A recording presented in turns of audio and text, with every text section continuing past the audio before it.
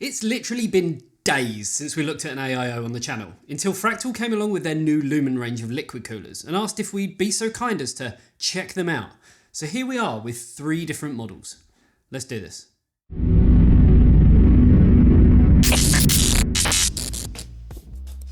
Andy, what are you watching? It's not what you think. Wow, it's so big! Why, thank you.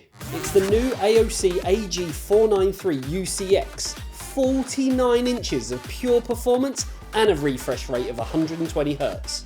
It's so fast. You can even do 2 at a time. What? You can connect 2 devices at a time and split the screen. With FreeSync Premium Pro, a 32:9 aspect ratio and a built-in KVM, you'll be finished in no time. Gaming, I mean.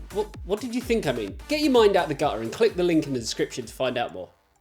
Now, it wasn't that long ago when Fractal launched their Celsius Plus range of coolers to replace the Celsius range.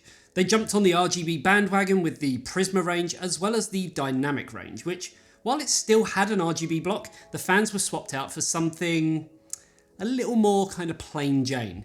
Each were available in your typical 240, 280 and 360mm sizes, and performance was decent.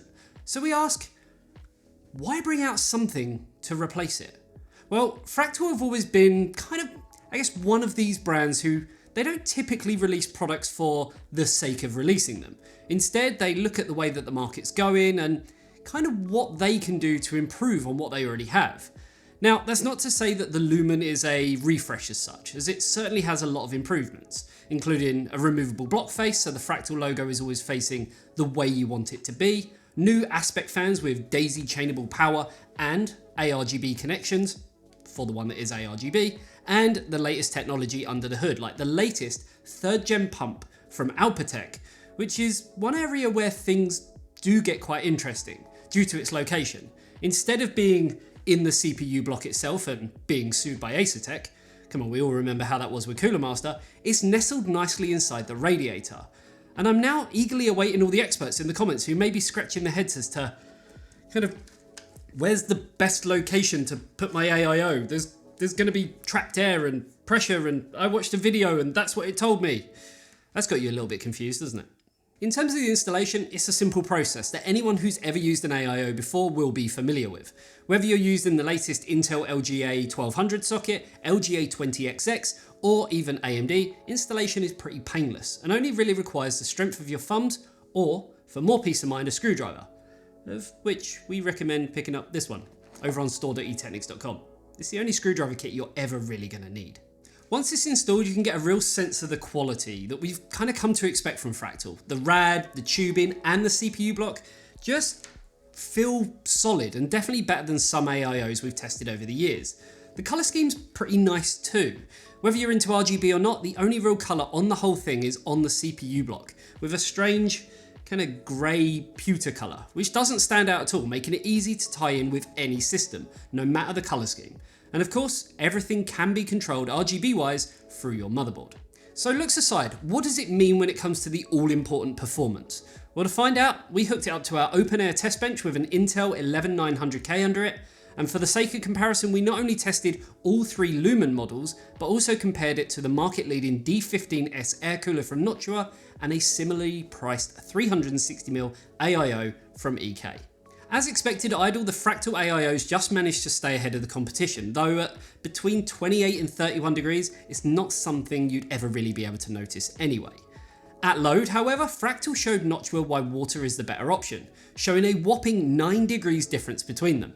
With the different models of Fractal AIO, we saw again a minor difference, but of only 1 to 2 degrees. During our gaming test of running Borderlands 3 benchmark, we again saw the Fractal AIOs beating out both the Noctua D15S and the EK 360mm RGB AIO.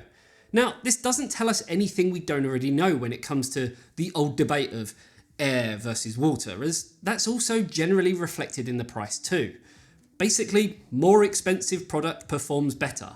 This isn't anything new, and as AIOs are more expensive than air coolers, it's not exactly a groundbreaking conclusion. Where things do get interesting, however, well, that's when we look at the acoustics. At idle, the Noctua D15S does outperform every single AIO, albeit by less than 1 decibel. And again, at load under Prime 95, we see a similar story.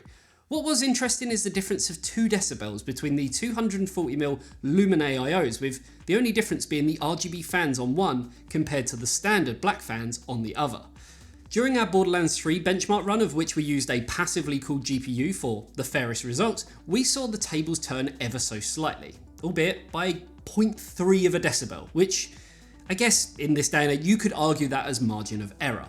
So Fractal have shown that they can compete when it comes to performance, and in terms of acoustics, there really wasn't much between any of the models that we tested. And yet it still remained ever so slightly quieter than the EK 360mm DRGB model, which we loved when we tested it originally for our sponsored EK video, of which you should really go and check out, as we're actually giving away 3 models. By the time this publishes, I think there's like 2 days left, so definitely jump on that now. All of that aside, it all comes down to pricing, as having the very best performing and sounding product is great, but if it costs more than the competition, then come on, what's the point? Well, you'll be pleasantly surprised, much like I was, that the new Fractal Lumen AIOs, the whole range, are extremely attractive in regards to their pricing, making a solid contender for anyone wanting to move into liquid cooling without breaking the bank. Fractal have, also shown that they can do something a little bit different and still compete against the typical Acertech coolers that we've seen before, like the NZXT Kraken series. Simply by moving the pump to the radiator, it allows for a sleeker, slimmer looking block while still offering great performance and noise levels.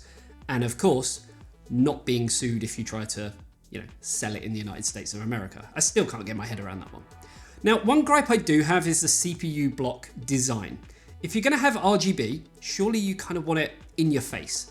But with the Lumen, it just looks a little flat. And I'd like to maybe either see a change to something that can let a bit more light through as standard, or an optional block top that you could buy separately for those wanting a little bit more bling in their system.